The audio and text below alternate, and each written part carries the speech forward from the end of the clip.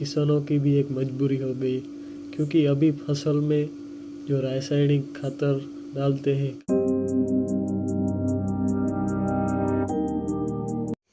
Hello guys, कैसे हो आप सब। आज फिर नए ब्लॉग में आप शुरुआत करते हैं।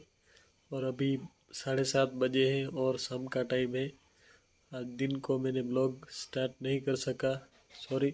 और अभी 7:30 बज रहे हैं और फिलहाल अभी मैं घर पे ही हूँ। तो अभी ब्लॉग का स्टार्टिंग करते हैं।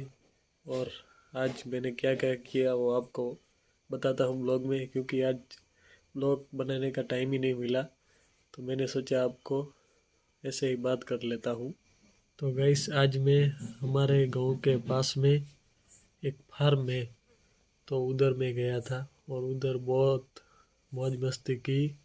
और बहुत सारी जो फसल थी उसको भी मैंने देखा।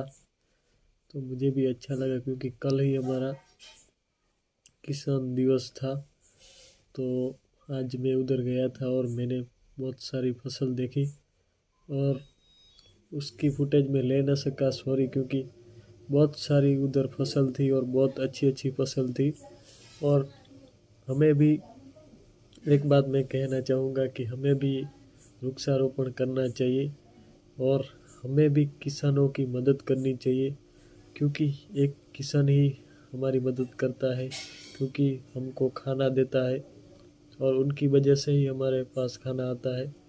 और दूसरा कोई हमारे पास उपाय ही नहीं है, क्योंकि उस वो लोग ही हमारे लिए भगवान है, क्योंकि उसके बगैर हमारे पास भी कुछ भी नहीं है ऐसे। क्योंकि खाना सब हम खाते हैं, तो उस लोगों का भी शुक्रिया करना चाहिए।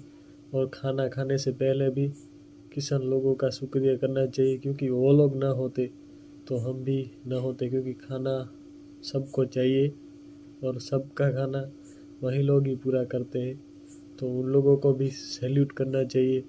और कल का दिवस बहुत बेहतरीन था, क्योंकि किसान का भी एक दिन आता है और कल वो दिन था। तो मुझे भी अच्छा लगा। और हम भी किसान हैं और खेती करते हैं। हम भी बहुत सारी फसल उगाते हैं और हमें भी अच्छा लगता है। और अभी क्या चल रहा है दोस्तों, मैं आपको एक बात कहना चाहता हूँ कि किसानों की भी एक मजबूरी हो गई, क्योंकि अभी फसल में जो रासायनिक खातर डालते हैं क्योंकि उसके बगैर फसल हो ही नहीं सकती और अभी डालना ही पड़ता है, क्योंकि उसके बिना तो फसल का कोई, कहते हैं ना, ग्रोथ ही नहीं होता फसल का। तो इसलिए रासायनिक खातर डालते हैं, लेकिन जितना बने इतना अवॉइड करना चाहिए, क्योंकि रासायनिक खातर से बहुत सारी बीमारी उत्पादन होती है और बीमारियां होती है मानव शरीर को। तो जितना बने इतना कम रासायनिक खातर डालना चाहिए। और दूसरी मैं ये बात करूँगा कि हमें जो जैविक, कहते हैं ना, कि हमारे जो गाय भैंस होते हैं उसका भी खाद बहुत अच्छा होता है और वो हमें जितना बने इतना ज़्यादा डालना चाहिए और रासायनिक खातर कम डालना चाहिए। तो गाइस, आज मैं किसान दिन की बात मैं कर रहा था और कल मैं बात न कर सका, और मैंने सोचा आज थोड़ी सी बात कर लेता हूँ, क्योंकि अभी आज तो शाम का टाइम तो है। अभी बाहर जाते हैं तो कुछ अंधेरा है, इसलिए कुछ दिखता नहीं।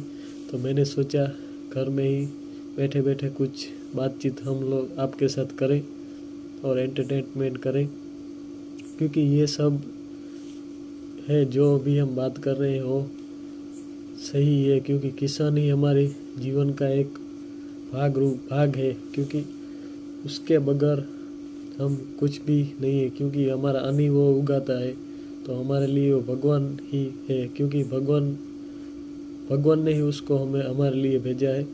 तो हमें उन लोगों का सम्मान करना चाहिए और हमें उन लोगों को सैल्यूट करना चाहिए, क्योंकि वो लोग ही हमारे पूरे भारत देश की जो जनता है उसका भरण पोषण करते हैं, क्योंकि उसके बगैर कुछ भी नहीं है। तो उन लोगों को भी सैल्यूट है। और मैंने सोचा है उसके भी बारे में बात करते हैं। तो मुझे अच्छा लगा, क्योंकि आज मैं फार्म में गया था तो वो याद आ गया, क्योंकि आज मैंने देखा तो बहुत अच्छा लगा। और वो लोग हमारे लिए दिन रात मेहनत करते हैं। तो बहुत अच्छा लगा आज जाके मेरे को फार्म में। तो गाइस उधर मैं गया लेकिन उधर ब्लॉग नहीं बना सका क्योंकि उधर मन ही नहीं हुआ। ऐसी बातचीत हम कर रहे थे एक दूसरे के साथ कि ब्लॉग बनाने का टाइम ही नहीं मिला। और बहुत मज़ा आया आज। और आप लोगों को भी आपके पास आसपास फार्म वगैरह होते हैं तो उधर ज़रूर जाना चाहिए क्योंकि उधर की जो तंदुरुस्त हवा है वो हमारे शरीर के लिए बहुत अच्छी है और बहुत मज़ा आता है। उधर का वातावरण बहुत शांत होता है, चिड़िया आवाज़ करती है, बहुत मज़ा आता है शाम के टाइम भी उधर। तो आज बहुत मज़ा आया और आगे हम कुछ नई बात करते हैं। और दूसरी मैं बात करना चाहूँगा कि मेरे जैसे बहुत सारे लोग हैं जो यूट्यूब में ब्लॉग बनाते हैं और उसके अच्छे खासे नए व्यू आते हैं क्योंकि वो भी अपने जैसे ही हैं, क्योंकि हम भी नए नए हैं, अभी स्टार्ट ही किया है। तो कभी भी संघर्ष करना चाहिए लेकिन हार नहीं मानना चाहिए क्योंकि सबका दिन आता है। कभी एक दिन आता है लेकिन उस दिन से पहले मेहनत बहुत ज़्यादा करनी पड़ती है क्योंकि सब लोग हैं वो सेलिब्रिटी तो है नहीं। तो हमें भी फेमस होने के लिए बहुत कहते हैं ना परिश्रम करना चाहिए क्योंकि हमें भी बहुत धीरज रखनी चाहिए क्योंकि यूट्यूब एक जरिया है हमारे पैसा कमाने के लिए और हम भी कमा सकते हैं लेकिन बहुत ज़्यादा मेहनत करनी पड़ती है और हमारा जो फेस वैल्यू है वो बनाना पड़ता है। उसके बाद ही यूट्यूब से हमें पैसे मिलते हैं। तो बहुत कहते हैं ना बहुत धीरज रखनी पड़ती है यूट्यूब में। तो आप लोग हारना मत क्योंकि स्टार्टिंग में बहुत अच्छी रिस्पांस नहीं मिलता यूट्यूब से क्योंकि सब लोग आते हैं लेकिन वो नहीं बनाते और 2-3 बार बनाते हैं और छोड़ के जाते हैं ब्लॉग क्योंकि उन लोगों को लगता है कि मेरा व्यूज़ ही नहीं आ रहा है। तो ऐसा बिल्कुल मत सोचिए क्योंकि बहुत मेहनत करनी पड़ती है और हमें मेहनत करनी चाहिए। और यूट्यूब में अगर आप ब्लॉग बना रहे हैं गाइस, अगर आप सच्चे दिल से मेहनत करोगे तो आप भी सक्सेस बनोगे ही क्योंकि मेहनत का फल हमेशा कुदरत देती है, भगवान भी देता है क्योंकि थोड़ा टाइम लगता है मेहनत। और कहते हैं ना यूट्यूब भी हमें जान रहा है कि ये बंदा सही है कि नहीं है, तो वो भी टाइम लगाता है कि ये बंदा टिक रहा है कि नहीं टिक रहा, कि भाग जा रहा है 2-3 ब्लॉग बना के। तो हमें टिकते ही रहना चाहिए और प्रयास करना ही चाहिए। तो अपने सफल बनने की रेशियो है ही है क्योंकि हम मेहनत करते हैं तो भगवान भी सुनता है और यूट्यूब भी सुनता है। तो हमें मेहनत करनी चाहिए और जितनी बने इतनी मेहनत ज़्यादा करनी चाहिए क्योंकि हमारा कंटेंट इतना अच्छा दोस्तों बनाओ जान लगा के तो आपको भी रिस्पॉन्स अच्छा मिलने लगेगा। थोड़ा टाइम लगेगा और मैं ये नहीं कहता हूँ कि मैं फेमस हो गया, मुझे भी टाइम लगने वाला है लेकिन मैं भी कंटिन्यू रहूँगा तो हमारा भी फेस वैल्यू बन जाएगा लेकिन थोड़ा टाइम लगेगा। तो आप मेहनत करते जाइए, एक दिन आपका भी आएगा और आपके भी अच्छे व्यू होंगे और आपके भी अच्छे सब्सक्राइबर होंगे। तो प्लीज़ मेहनत करते जाइए और धीरज रखिए क्योंकि कहते हैं ना संघर्ष बहुत ज़रूरी है लाइफ में, संघर्ष के बिना कुछ भी नहीं है। तो हमें संघर्ष प्लीज़ करना चाहिए क्योंकि जो लोग संघर्ष करते हैं वही सफल होते हैं। और संघर्ष ऐसा है जो कुदरत हमें जानने में टाइम लगाती है और हमें संघर्ष करवाती है क्योंकि जो लोग संघर्ष करते हैं और वो अपना सब कुछ बलिदान देते हैं कि टाइम बलिदान देते हैं कि और क्वालिटी अच्छी है और ब्लॉग अच्छे बनाते हैं तो उसका भी कभी फेस वैल्यू होता ही है। तो आज बस मैं इतना ही कहता हूँ और आगे भी फिर बात करते हैं।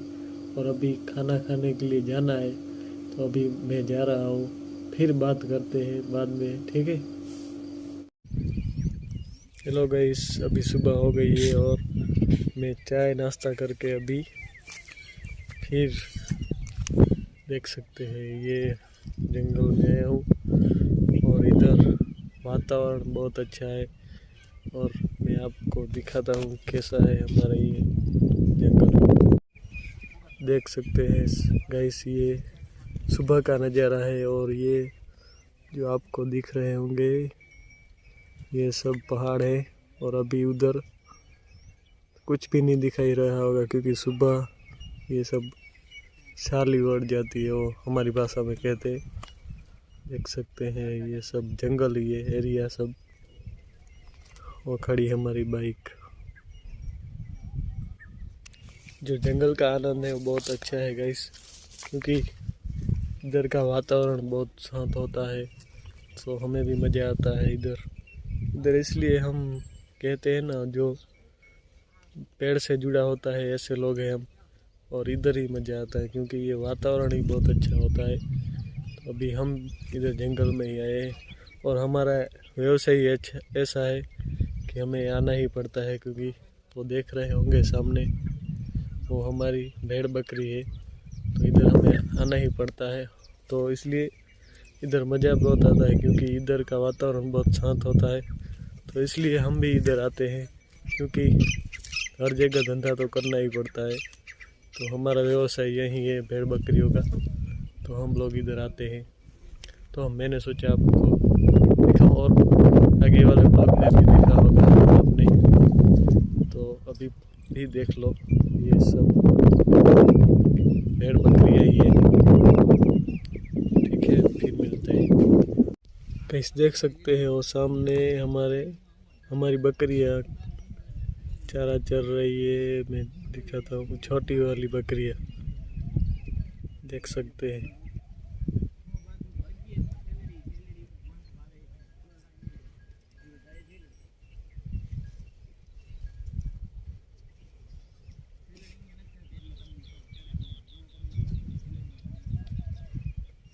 कैसे ये खेल रहे हैं बच्चे, बकरी के बच्चे।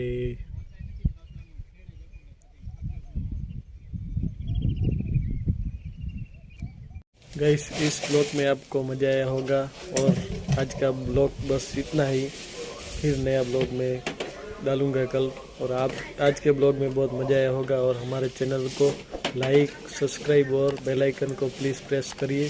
Thank you. आज के ब्लॉग में बहुत मज़ा आया होगा आपको, और पूरा देखिए। जय हिंद, जय भारत।